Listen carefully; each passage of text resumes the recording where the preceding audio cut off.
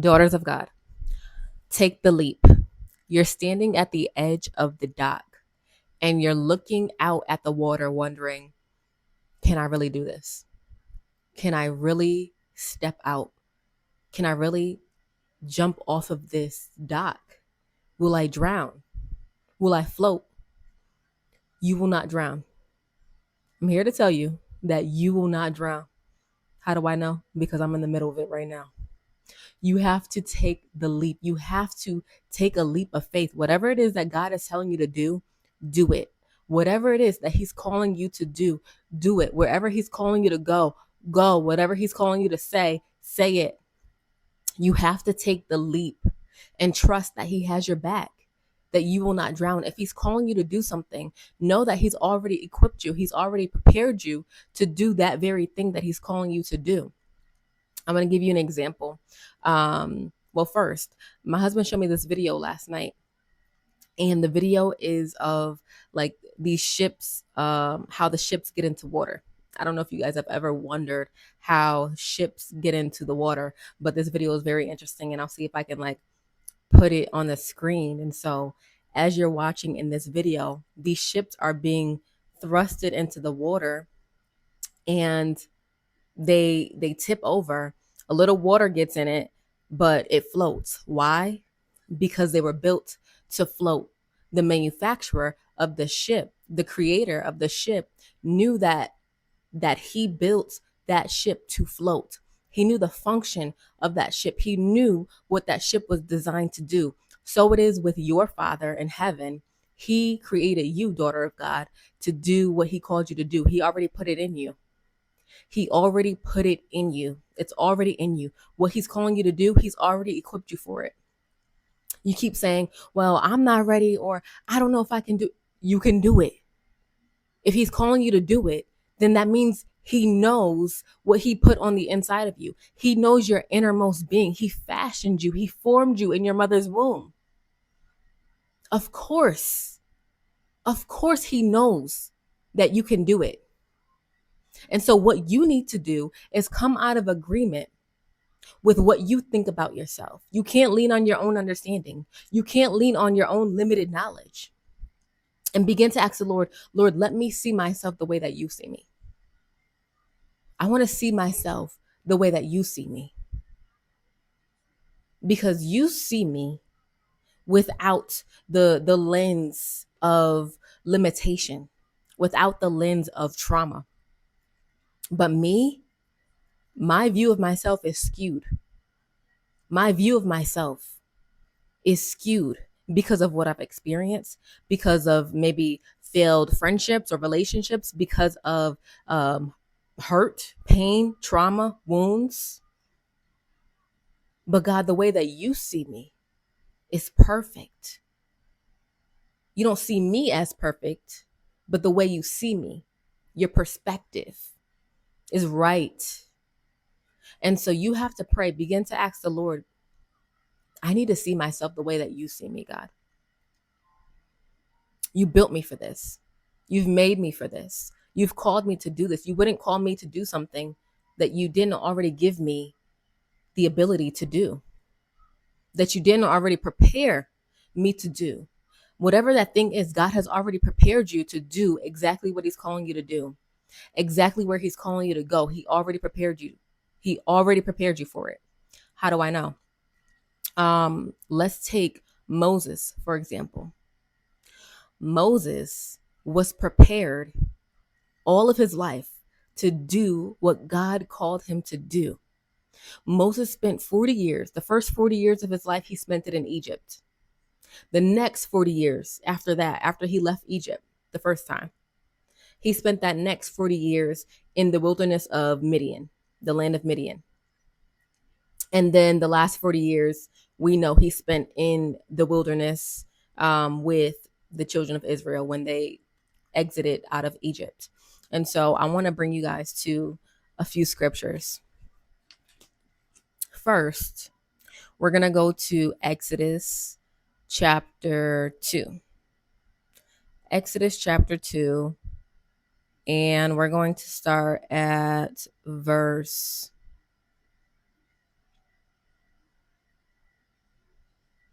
Let's start at verse 11. Now it came to pass in those days when Moses was grown that he went out to his brethren and looked at their burdens, and he saw an Egyptian beating a Hebrew, one of his brethren. So he looked this way and that way, and when he saw no one, he killed the Egyptian and he hid him in the sand. And he went out the second day. Behold, two Hebrew men were fighting. And he said to the one who did the wrong, why are you striking your companion? Verse 14 says, then he said, who made you prince and a judge over us? Do you intend to kill me as you killed the Egyptian? So Moses feared and said, surely this thing is known. When Pharaoh heard of this matter, he sought to kill Moses. But Moses fled from the face of Pharaoh and dwelt in the land of Midian. And he sat down by a well. And so I want to pause right there. He fled from Egypt and he fled to Midian. And there in Midian is where he met his wife Zipporah, but her father, and he was essentially shepherding his father-in-law's flock of animals. And so that was for 40 years. Moses spent 40 years shepherding a flock of animals before he spent the next 40 years shepherding a flock, but the children of Israel in the wilderness. So that the first 40 years, God prepared Moses in Egypt. How do I know that? He learned the customs of Egypt. He learned the language, the words of Egypt. He learned how to live as an Egyptian would live. The next 40 years, he learned how to shepherd. He learned what it meant to be a shepherd. And then after that, God called him by the burning bush. And he called him and he said, I'm going to use you to free my people from Egypt. And now I want to go to another scripture, because isn't it just like us to tell God what we can't do when he's the one who created us, when he's the one who called us, when he's the one who fashioned us and formed us in our mother's womb? Isn't it just like us to say, no, God, I can't do it. Me? I can't do that. You got the wrong one. So I want to take you guys to Acts chapter 7. Acts chapter 7. And we're going to start at verse. Let's start at verse 20. Acts chapter 7, verse 20. It says, at this time, Moses was born and was well pleasing to God. And he was brought up in his father's house for 3 months. But when he was set out, Pharaoh's daughter took him away and brought him up as her own son. And Moses was learned in all the wisdom of the Egyptians and was mighty in words and deeds. I want you guys to hold on to that. It says, verse 22, Moses was learned in all the wisdom of the Egyptians and was mighty in words and deeds. Moses was mighty in words and deeds. Why am I focusing on that so hard? Because one of the excuses that Moses gave God when God called him, y'all know what it is. What did Moses say? He said, me? What you mean, God? Me? You want me to go to Pharaoh and say what? I can't speak. What do you mean? I'm not good at talking. I'm not good at that. Let me read exactly. I'm paraphrasing y'all, but let me read exactly what he says in Exodus chapter 4, verse 10. It says, then Moses said to the Lord, oh my Lord, I am not eloquent, neither before nor since you have spoken to your servant, but I am slow of speech and slow of tongue. Here's what the Lord said to him in response. Verse 11 says, so the Lord said to him, who has made man's mouth? Or who makes the mute the deaf, the seeing, or the blind? Have not I the Lord? Now, therefore, go, and I will be with your mouth and teach you what you shall say. And verse 13 says, but he said, oh, my Lord, please send by the hand of whomever else you may send. Moses said, pick somebody else, Lord. Pick somebody else, not me. Not me. How many of you, daughters of God, how many of you have told God, pick somebody else? You got the wrong one, Lord. I can't do that. I can't do what you're asking me to do. I cannot do the thing that you're calling me to do. I cannot do the thing that you created me to do. How dare you? God said, who are you? I'm the one who made your mouth. What do you mean you can't speak? Did I not make man's mouth? Moses? And so Moses had these excuses. And I find that so funny because we just read in Acts where it says that Moses was learned in all the wisdom of the Egyptians and was mighty in words and deeds. And so isn't it funny how sometimes we cannot see ourselves the way that God sees us. We only see our limitations. We only see our flaws. We only see um our what we lack in. We only see what we lack in. Well, God, I'm not good at that. I'm not really I'm not really the best at this thing. I'm not really good at this thing. Lord, pick somebody else. There's so much more people that are better than me in that. Maybe they can do it. There's so much more people that have more influence than me. Just tell them to say it. Don't no, God, not me. You have to stop telling God what you can and can't do. The creator of the universe, the creator of heaven and earth. Heaven is his throne and earth is his footstool. How dare you, a creation, tell the creator what you can and can't do, what he did or did not create you to do? You know? So God prepared Moses all of his life for the very thing that he called him to do. Every moment of his life, every single moment of his life was mapped out on purpose. Everything that he went through, everything that he experienced was on purpose. And it was all leading up to the moment of walking in his calling. Every single part of your life, every single thing that has happened to you happened intentionally and for a purpose. God wastes nothing. He wastes nothing, but he uses everything. Now, there's a difference between God allowed and God ordained. Just because something bad happened to you does not mean God ordained it. But he did allow it because he's sovereign. So he allowed it for your good and your in his glory, so that you can get to the point of where you are right now. Everything that you experienced was to shape you, was to mold you for the calling that he has on your life. Are you willing? Are you willing, daughter of God? Are you willing to do what it is that he's called you to do? You were built for it. You were built for it. You were built for it. Just like those ships that I showed you. When they were thrusted into the water, they were built to float. They were built to withstand the waves and the winds. They were built for it. They were built for it. You, daughter of God, you are built for it.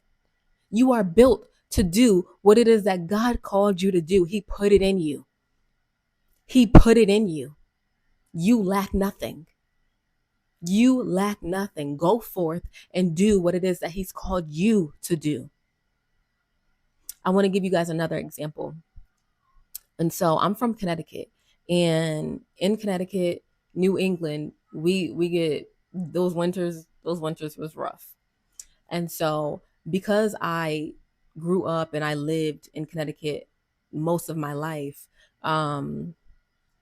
I was used to the seasons. I was used to the winter, and also I learned how to drive in the winter. I learned how to navigate the hills of the city that I lived in and navigate those hills in the wintertime.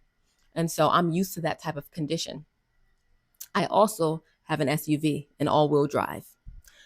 So my car was built for that type of weather condition. My car was built for that type of season, those rough winters. My car was built for it.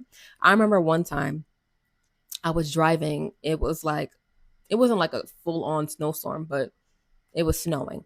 And there was a car in front of me going so slow. And I'm like, bro, like, why are you going so slow? Come on, like, pick it up, pick it up. I'm going to need you to pick it up.